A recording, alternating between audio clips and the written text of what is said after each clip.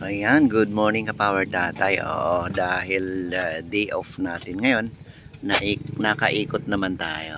Ayan, nasaan kami ngayon? Iikutin namin ang buong lake, ang buong Taal Lake, para i-update sa inyo kung ano na ang sitwasyon ng Taal Lake after noong sunod-sunod na maliliit na pagsabog. So andito kami muna ngayon, coffee break muna dito sa Banyadero Baywalk. Ayan, nandito tayo sa Banyadero Baywalk ngayon. So yung buong lake namin. So ito ay father and son tandem. Ayan. Father and son tandem yan, mga ka-power tatay. Ayan. Oh.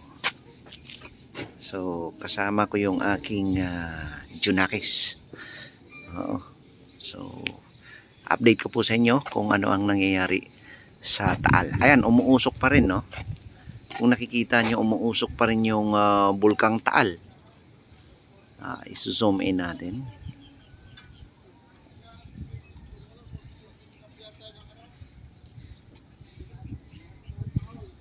Ayan, kung nakikita nyo, umuusok pa rin ang Taal. Ayan, no? Umuusok pa rin siya. Diba? Okay.